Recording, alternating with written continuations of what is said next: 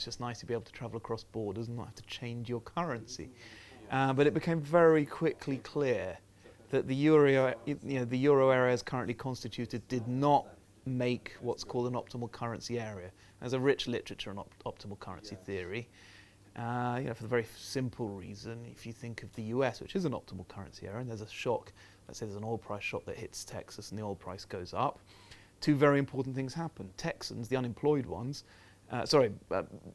the oil price goes up, it hits Texas, it does well for Texas, the Midwest maybe suffers because energy prices go up.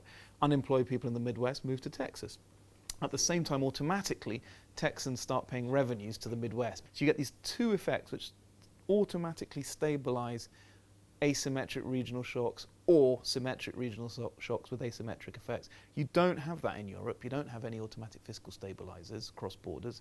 And to the extent you've got labour mobility, you've got the wrong kind. You've actually got the people with the jobs and the money who leave, and the ones who are unemployed and don't speak the language, and unemployed Greeks and Spaniards don't move from Thessaloniki to North Rhine-Westphalia when they don't speak the language or understand the culture. Yes.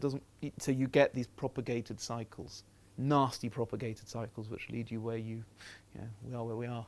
But it's entirely predictable where we are. In fact, the only surprise is it took so long.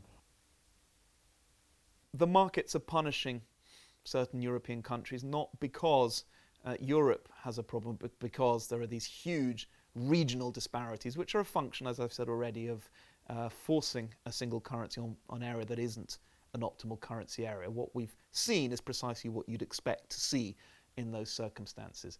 And the markets do not have confidence that the current growth and stabilization plans would address those problems. So until you break that cycle, the costs of trying to bring about a resolution to the euro crisis are going to go up and up and up because debt is being paid at much higher rates than it needs to be.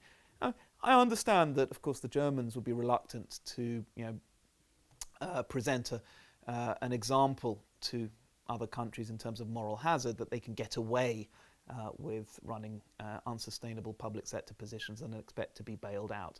But the longer we delay in providing those bailouts, the more expensive, of course, it's going to be. And I think at some point it may just be too expensive to be done, and that threatens the entire Eurozone. Leaving that aside, let's assume that they do the right things and they do take advantage, undertake urgent action to try and prevent a Eurozone meltdown. Then you've got to get back to the original driver of this problem, which was the optimal currency area, or the lack of an optimal currency area, to prevent this happening again, because we'll have fought the fire this time, but the structural conditions that led to this will still be in place. And that means a broader fiscal federalism, inevitably. At first, of course, the Germans won't like that because it will appear to mean greater payments to the periphery. But actually, had you had a proper federal fiscal system at the time when the peripheral countries were all, for various reasons, undergoing unsustainable booms, there would have been money pouring into Germany, because those overheating countries in Portugal, in Greece, in Spain and in Ireland would have seen revenues shoot up into the federal pot, which would have been funded to the slower growing core countries. So that's the whole point of a federal fiscal system, is that it automatically addresses imbalances, and those imbalances are, over the long run should be symmetric. There's no reason to believe that the flow of money, indeed if it's properly designed, the flow of money won't be going in one direction. It will be going in both directions, but it'll be going in both directions in a way that stabilizes the propagation of asymmetric crises based on asymmetric shocks or asymmetric responses to symmetric European shocks. So that, I think, is a necessary prerequisite to avoiding the same problem again in an environment where labour mobility in the euro area will always be somewhat restricted relative to most optimal currency areas by virtue of language and culture, but in particular language. And we've got this perverse situation now where, rather than seeing what you see in America, where a region is hit by an economic shock, the unemployed will just simply move to where the monies and the jobs are in another region.